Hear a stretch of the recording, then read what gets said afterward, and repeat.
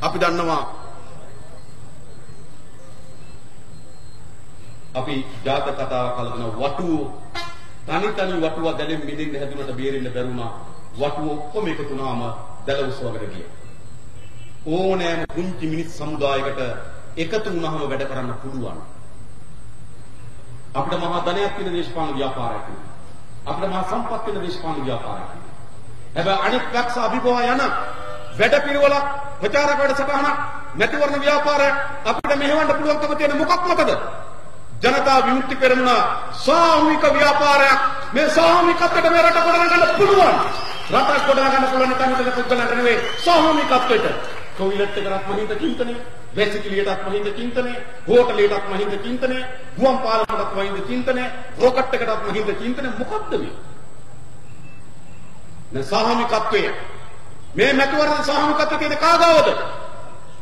මේ ඉදිරියේ තියෙන කටවුට් එක ගහන්න පුළුවන්කම තියෙන්නේ එක දේශපාලන ව්‍යාපාරයකටයි පොදියට ඉන්න සාමූහිකත්වයකට තියෙන දේශපාලන ව්‍යාපාරය මේක. මේ දේශපාලන ව්‍යාපාරයකට ගොඩ ගන්න පුළුවන්. සාමූහිකත්වයේ මිනිසුන් නිම දේශපාලන ව්‍යාපාරය. ඒ වගේම අන් කවරදාටත් වඩා වැඩියෙන් අපේ රට විශාල දැන උගත් ඒ ශේත්‍රයන් පිළිබඳ අධ්‍යක්ෂක නිපුණත්වයන් තියෙන බොහෝ පිරිස් ජනතා විමුක්ති පෙරමුණට දායකත්ව සපයන්න උදව් කරන්න සුබ පතන්න එකතු වෙලා තියෙනවා. ඔබ දැක්කද කවදා හරි ජනතා විමුක්ති පෙරමුණේ වේදිකාවක විශ්වවිද්‍යාලයක පීඨාධිපතිවරේ අද මහරගම වේදිකාවේ කැලණි විශ්වවිද්‍යාලයේ සමාජ විද්‍යාපීඨයේ පීඨාධිපති චන්දන අබේරත්න මහත්මිය. ඔබ දැක්කද දෙමළ භාෂාවේ නියැලෙන විශාල දෙමළ ප්‍රකාශනයන් තුළ විශාල වටිනාකම් නිර්මාණය කරගෙන තියෙන සාහිත්‍යතරය අපේ ඇන්තනි ජීව සහෝදරයා මේ වේදිකාව තුළ ඒ නියෝජනය කරමින් සිටිනවා. ඔබ බලන්න අපේ ජාතික ලෙස්තු එක හිටපු විගණකාධිපතිතුමා මායාදුගේ මහත්මයා මේ රටේ කාටවත් ඇඟිල්ලක් දිගු කරන්න බැරි රාජ්‍ය සේවකයෙක්. අපි හිතනවා ඒ අය ඕන රටක් ගොඩනගන්න. අපි දන්නවා මායාදුන්නේ මහත්තයා මේ රට ගොඩනැගීම සඳහා මහා බලාපොරොත්තු සහිතව ඉන්න අය. ඒ අයට අවස්ථාව දෙන්න පුළුවන් එක දේශපාලන ව්‍යාපාරයේ තියෙන්නේ ඒ ජනතා විමුක්ති පෙරමුණ විතරයි. මම හොඳට දන්නවා. ආණ්ඩුවේ ගොඩක් අය මායාදුන්නේ මහත්තයාට බයයි. එයි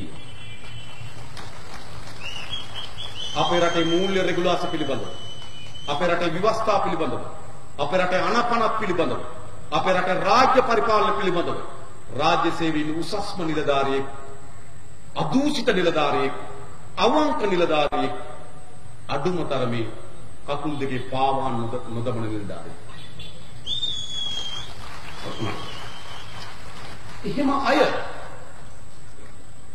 අපිට ඒ අයගේ දායකත්වය ඕන. ඒ අයගේ දායකත්වයට සමත් වෙන්නත් ඕන. ඒමයි රටක් හදන්න පුළුවන්. අපි කවුරුත් අරුම පුදුම මිනිස්සු නෙවෙයි.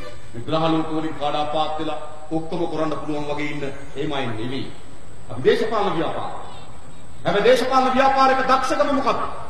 වැඩ කරන්න පුළුවන් අය, දැනුම තියෙන අය, හැකියාව තියෙන අය ඒ දේශපාලන ව්‍යාපාරයට ඒක රාශි කරගන්න පුළුවන් වීම තමයි දේශපාලන ව්‍යාපාරයක ප්‍රබලකම තිබෙන අද එක පෙන්වන්න කරලා තිබෙනවා. ඔබ බලන්න අපේ රටේ අපේ ජාතික ලැයිස්තු දිහා. අනිත් එක කවුද? හප්පඩ වෙලා ඡන්ද කරගන්න බැරුව පණ නැති කියන අය දානවා ජාතික ලැයිස්තු. මම ඒව පෞසි මහත්තයා. මොකෝ ජාතික ලැයිස්තු. දැන් දුවලා ඇති වෙලා අප්පා ඇති උනම ජාතික ලැයිස්තු. 37 නායක. මොකෝ ජාතික ලැයිස්තු. යන්න එන්න තැනක් නැහැ. අතරමං නම ජාතික ලැයිස්තු. ජාතික ලැයිස්තු. ඒවා ජාතික ලැයිස්තු. නෑ. ජාතික ලැයිස්තු හදන පරමාර්ථම උනේ විවිධ වෘත්තීන් වල යෙදෙන අය දේශපාලන පොරපිටියට රුජුව සම්බන්ධ වෙන්නේ නැතුව නමුත් රට වෙනුවෙන් යමක් කරන්න කැමැත්තක් තියෙන සිවිල් බුද්ධිමතුන්ට ඒ ක්ෂේත්‍රයේ හැකියාවන් නිපුණතාවයන් තියෙන අයට දොරටු විවෘත කරන්න තමයි ජාතික ලැයිස්තු කියලා සංකල්පය හදලා තිබෙන්නේ. ඒ සංකල්පයට එකම වටිනාකම දීලා තියෙන්නේ ජනතා විමුක්ති පෙරමුණ විතරයි. ඒ නිසා ජනතා විමුක්ති පෙරමුණ එන්නේ මේ වේදිකාවේ ඉන්න අපි විතරක් නෙවෙයි. මෙතෙක් කල දැකපු අපි විතරක් නෙවෙයි. ජාතික ලැයිස්තුවේ පෙනෙන අය විතරක් නෙවෙයි. මේ මැතිවරණ ව්‍යාපාරයත් එක්ක අපිට විශාල පිරිසක් දායකත්වය සපයනවා. මේ කාර්යභාරය වෙනුවෙන් මැදිහත් වෙනවා. අපි දන්නවා තමන්ගේ ගෙදර 3-4 දෙනා එකතු වෙලා කතා කරනවා ජනතා විමුක්ති පෙරමුණ සහාය දෙන්න ඕන කියලා. තමන්ගේ කාර්යාලේ සාකච්ඡාවක් පැවැත්වනවා ජනතා විමුක්ති පෙරමුණ දිනවන්න ඕන කියලා.